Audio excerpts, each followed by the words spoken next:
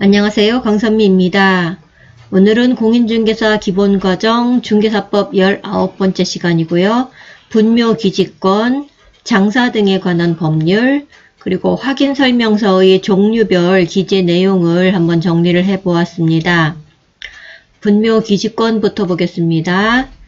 자, 판례가 인정한 관습법상의 지상권에 유사한 일종의 물권이다. 예, 일종의 물권. 예, 물권의 일종이다. 그랬고, 타인의 토지에 분묘를 설치한 자가 그 분묘를 소유하기 위하여 일정 범위 내의 기지에 대하여 타인 소유 토지를 사용할 수 있는 권리입니다. 관습법상의 특수지상권이라고 말합니다. 분묘기지권은 관습법상의 특수지상권이다. 이렇게 되어 있고요. 그래서 분묘기지권의 성립요건을 보자면 분묘기지권은 우선 관습법상에 인정된 물권이며 등기를 요하지 않는다 이렇게 나와 있고요. 예, 등기 필요 없습니다. 자, 2번, 3번, 4번이 성립요건인데요. 내부에 시신이 안장되어 있어야 합니다. 내부에 시신이 안장된 분묘여야 하고 외부에서 존재를 인식할 수 있는 것이어야 하고 장래의 묘, 이걸 가묘, 가짜묘라고 하는데요. 장래의 묘라든지 평장, 암장 이런 것은 안 됩니다. 자, 분묘기지권이 성립하는 경우입니다. 토지 소유자의 승낙을 얻어서 설치한 경우, 예, 분묘기지권이 성립하고요. 소유자의 승낙. 그리고 타인의 토지에 분묘를 설치하고 나서 20년간 평온하고 공연하게 점유함으로써 시효를 취득할 수 있습니다. 20년간 타인의 토지에 설치한 다음에 공연하게 평온하게 점유를 하면 됩니다. 그리고 자기의 토지였는데 자기의 토지에 분묘를 설치한 후에 토지를 양도하게 됐어요. 토지를 팔았죠. 그런데 이제 분묘 이전에 대해서 특약을 하지 않았으면 분묘기지권이 여전히 성립합니다. 예를 들어서 그 양도할 때 분묘까지 이전하여야 한다 뭐 이렇게 특약이 있다면 분묘기지권이 성립하지 않겠죠. 특약을 하지 않았다면 분묘기지권이 성립한다 이렇게 되어 있고, 분묘기지권의 효력을 보겠습니다. 우선 권리자는 보통 관습상 종손이 효력을 가지게 됩니다. 아니면 종손 이외에 뭐 그냥 기타 연고자, 그러니까 기타 후손들은 안 됩니다.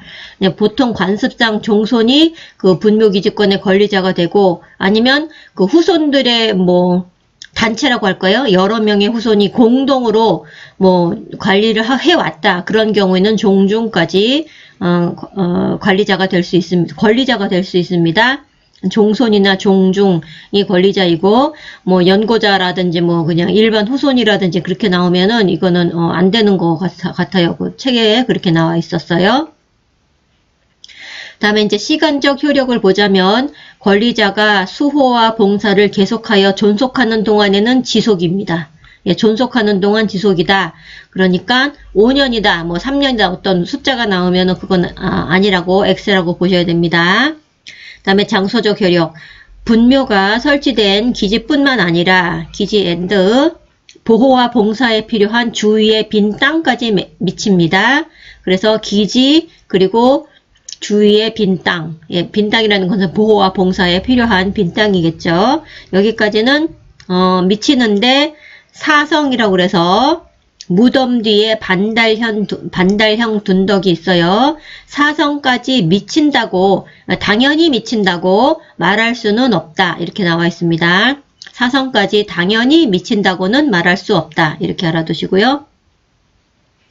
새로운 분묘를 설치할 권능이나 이장할 권능은 없습니다. 새로운 분묘를 설치할 권능, 이장할 권능은 없다. 그렇기 때문에 다른 일방의 합장을 위하여 쌍분한다거나, 그러니까 이제 합장하는 거죠. 아버지 돌아가신 곳에 이제 어머니까지 같이 합장을 하고 싶다 해도 안 된다. 예, 쌍분 안 되고 단분 등의 분묘를 어쨌든 다시 설치하는 건 안 됩니다. 다시 설치 안 된다 알아두시고, 분묘가 멸실된 경우라도 유골이 존재하여 분묘의 원상 회복이 가능하다면 분묘기지권은 역시 존속합니다. 예, 이런 내용을 알아두시면 되겠습니다. 그리고 장사 등에 관한 법률은 2001년 1월 13일부터 시행되었다고 합니다. 자, 먼저 용어부터 보겠습니다. 매장이라는 것은 시신이나 유골을 땅에 묻어 장사하는 것, 이것이 매장인데, 땅에 묻는 거죠. 매장. 그런데 임신 4개월 이상 태아까지도 포함합니다. 시신이라는 것에. 그래서 임신 4개월 이상 태아까지 포함하는 시신을 아니면 유골을 땅에 묻는 것 매장이고, 자연장은 화장한 유골의 골분을 수목, 화초, 잔디 등의 주변에 묻는 것 자연장. 그리고 개장은 매장한 시신이나 유골을 다른 분묘 또는 봉안시설에 옮기거나 화장 또는 자연장하는 것. 예, 매장했던 시신을 다시 이제 꺼내는 거죠. 그래서 뭐 다른 시설에 옮기거나 화장하거나 자연장할 때 개장이라고 얘기를 합니다. 그리고 봉안시설, 유골을 안치하는 분묘 형태로 된 봉안묘. 여기서 안치가 매장은 아닙니다. 매장, 땅에 묻는 것은 아니고 안치하는 분묘 형태로 된 봉안묘 또는 건축물인 봉안당, 그리고 그 밖에 봉안탑 아니면 벽과 담 형태의 봉안담, 이런 것들을 모두 봉안시설이라고 얘기를 합니다. 아무래도 요즘에는 거의 납골당 형태로 이 봉안시설이 많아지고 있는 거죠. 그렇고 다음에 분묘의 점유 면적을 보겠습니다. 자, 분묘 1기당 상석, 비석 등의 그 시설물의 설치 면적은 10제곱미터를 초과하면 안 됩니다. 상석, 비석 등의 시설물의 설치 면적은 10제곱미터를 초과하지 못한다. 합장인 경우에는 15제곱미터를 초과하지 못한다. 개인 묘지는 30제곱미터를 초과하지 못한다. 가족 묘지는 100제곱미터 이하여야 되고, 문중, 종중은 1000제곱미터 이하, 법인 묘지는 10만 제곱미터 이상이에요. 이 법인은 아마 또 너무 작으면 안 된다, 그런 거 최소 규모 이상으로 해야 된다, 이런 것 같아요. 그래서 여기만 이상이 나오더라고요. 법인은. 법인 묘지는 10만 제곱미터 이상이다. 가족은 100, 문중, 종중은 1000, 법인은 10만 이상. 그리고 개인 자연장지는 30 미만, 가족 자연장지는 100 미만, 문중, 종중 자연장지는 2000 이하, 종교단체 자연장지는 4만 이하, 법인 자연장지는 5만 제곱미터 이상, 이렇게 됩니다. 이거를 다 외워야 되는지 어쩌는지 잘 모르겠어요. 잘 모르겠으니까 한 번만 더 읽어보겠습니다. 자연장지요. 개인 자연장지 30 미만, 가족은 100 미만, 문중, 종중은 2000 이하, 종교단체는 4만 이하, 법인 자연장지는 5만 이상, 이렇게 되겠습니다.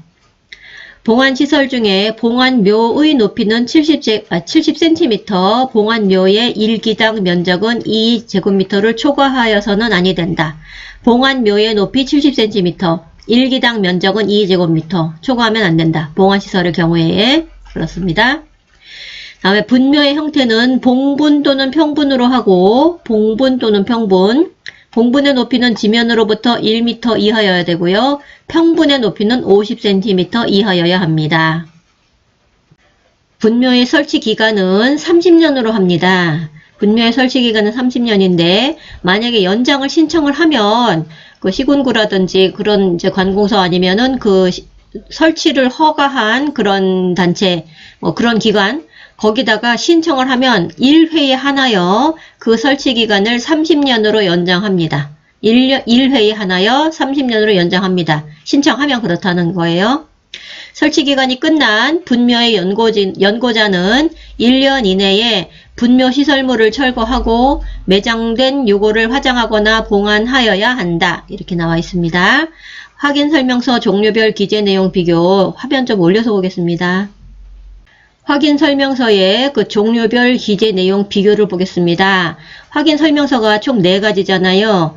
그 로마자, 대문자로 1, 2, 3, 4 이렇게 나오는데 1은 비주거용, 2는 비주거용, 3은 토지, 4는 임목, 공장, 재단, 광업재단 이렇게 종류가 4종류죠. 이것을 양식별로 눈에 이렇게 훤하게 기억을 하면 아주 좋겠지만은 저도 그렇게 아직 하고 있지도 못하고 해서 일단, 기본 확인사항이랑 세부 확인사항 이렇게 나눠 볼 거고요. 지금 화면에 잘려서 요 보이는 화면만 보겠습니다.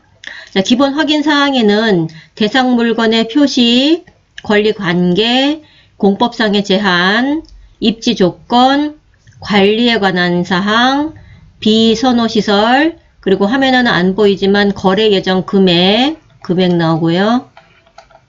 그리고 조세 나옵니다. 예, 여기까지가 금액, 거래 예정 금액, 그리고 조세까지가 기본 확인 사항이고, 정리를 하자면 우선 다 있는 거, 4개 다 있는 거, 대상 물건의 표시와 권리 관계는 4개가 다 있어요.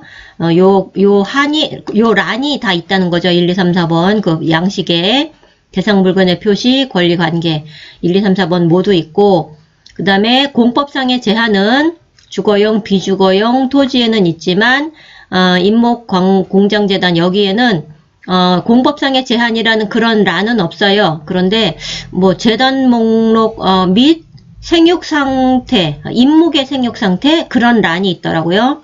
재단 목록 및 임목의 생육 상태. 그래서 공법상의 제한이라는 그런 란은 여긴 없어요. 네 번째는. 자, 입지 조건은 뭐 1번, 2번, 3번은 다 있는 거예요. 있고 주거용은 그냥 입지 조건이라고 나와 있어요. 그 란이. 그리고 비주거용은 입지 조건에 도로사항, 대중교통, 그리고 주차장 이렇게까지 나와 있고, 토지에는 도로하고 대중교통까지만 나와 있어요. 그리고 4번에는 없는데 참고사항이라는 란에 입지 조건을 조금 적을 수도 있나 봐요. 참고사항이라는 그런 란은 있어요. 4번에는. 그 다음에 관리에 관한 사항은 토지라든지 임목 이쪽은 없는 거죠. 토지, 임목 이런 건 없고 주거용, 비주거용만 있고, 비선호시설 1km 내에 비선호시설이 있다. 이것은 주거용하고 토지에만 있습니다. 주거용하고 토지에만 비선호시설이 있어요. 비주거용이랑 그 임목광업재단에는 없습니다. 화면 또 올려볼게요. 기본 확인사항에서 거래금액 그리고 조세까지 기본 확인사항이죠. 이 거래 예정 금액이랑 조세 관련 부분에는 모두 있어요. 4개. 예, 모두 있고. 그리고 모두 있는 것이 여기 중개보수. 예, 보수도 모두 있어요. 자, 다음에 세부 확인 사항으로는 실제 권리 관계와 시설 상태, 예, 건축물 같은 시설 상태, 그리고 벽면이나 도배사항, 우리 이제 주거용에서는 특히 주거용만 있죠. 그리고 환경 조건, 이런 것이 있는데, 실제 권리 관계, 여기까지도 다 있네요. 실제 권리 관계도 1, 2, 3, 4번 양식에 모두 들어 있습니다. 실제 권리 관계. 그리고 시설 상태는, 저기 주거용하고 비주거용에만 있습니다. 주거용, 비주거용, 예, 토지 없고 임목 이런 데 없고요. 주거용, 비주거용. 그리고 벽면하고 도배 상태는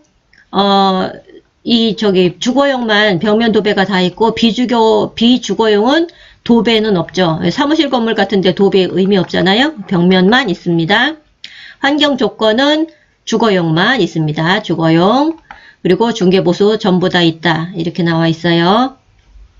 예, 이번 19번 영상 그렇게 길지 않았어요. 분묘 기지권이랑 장사 등에 관한 법률, 그리고 확인 설명서의 종류별 기재 내용, 요약한 표 한번 같이 보았습니다. 오늘도 시청해 주셔서 감사합니다.